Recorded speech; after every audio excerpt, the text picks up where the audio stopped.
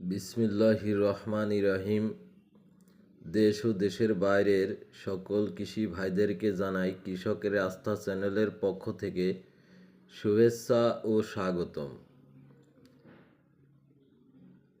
প্রতিদিনের ন্যায় আজকে আবারও আরেকটি আগাছানাশকের ভিডিও নিয়ে আপনাদের সামনে হাজির হলাম। আজকের আগাছানাশকটি হলো সেনজোলা -5% ইসি, 5% ইসি কুইজালোফপ পি-ইথাইল। বাজারজাতকারী ও আমদানিকারক সানসিড পেস্টিসাইড লিমিটেড কোম্পানি। অবশ্যই আমাদের চ্যানেলটিতে লাইক, কমেন্ট, শেয়ার, সাবস্ক্রাইব করে বেল বাটন বাজিয়ে নতুন নতুন ভিডিও তৈরিতে উৎসাহ প্রদান করবেন। বিভিন্ন ধরনের কৃষি ওষুধ সম্পর্কে কৃষক ভাইদেরকে ধারণা দেয়াই আমাদের চ্যানেলের মূল লক্ষ্য। সবাইকে ধন্যবাদ। সেনজোলা -5% ইসি কুইজালোফপ পি-ইথাইল। সেনজোলা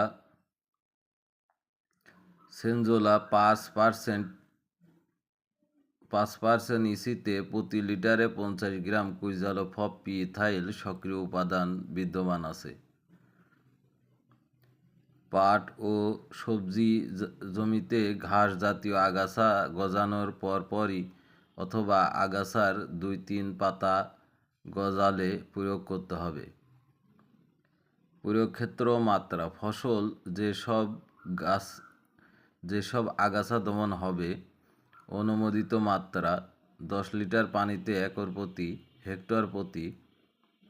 পাট, খুদে শ্যামা, আঙ্গুলি ঘাস 10 লিটার পানিতে 13 মিলি, একর প্রতি 260 মিলি, হেক্টরে 650 মিলি।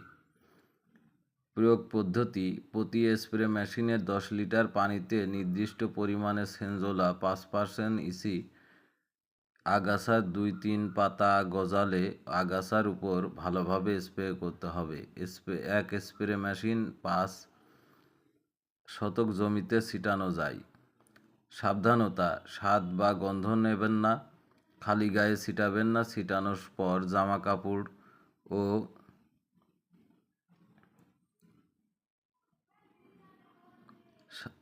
কাপড় সাবান পানি দিয়ে ধুয়ে ফেলুন। বাতাসের অনুকূলে ছিটাবেন না। পুকুর বা জলাশয় কলুষিত করবেন না।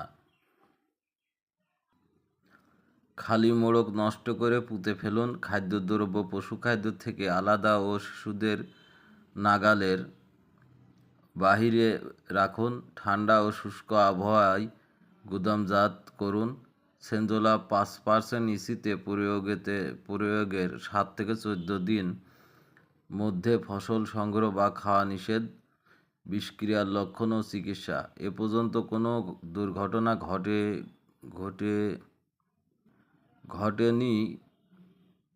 কোনো দুর্ঘটনা ঘটেনি বিধায় লক্ষণ অজানা। তবে অরুচি ও বমি হতে পারে। কেউ দুর্ঘটনাক্রমে খেয়ে ফেললে বমি করাতে হবে। অচেতন রোগীকে বমি করাবেন না। অতিসত্বর ডাক্তারের পরামর্শ নিন। প্রতিষেধক লক্ষণ ভিত্তিক চিকিৎসা করাতে হবে। প্রস্তুতকারক সেনজুন কিংকুইং সোন ইন্ডাস্ট্রিজ কোম্পানি লিমিটেড, চায়না। সর্বোচ্চ খুচরা মূল্য 90 টাকা। কুইজালোফপ পি-ইথাইল গ্রুপের আগাছানাশক হিসাবে ওষুধটি মোটামুটি অনেক ভালো, নিঃসন্দেহে ব্যবহার করতে পারেন। ভিডিওটি আজকের মতো এ পর্যন্তই। সবাই ভালো থাকবেন, সুস্থ থাকবেন এই কামনায় শেষ করছি। আল্লাহ হাফেজ।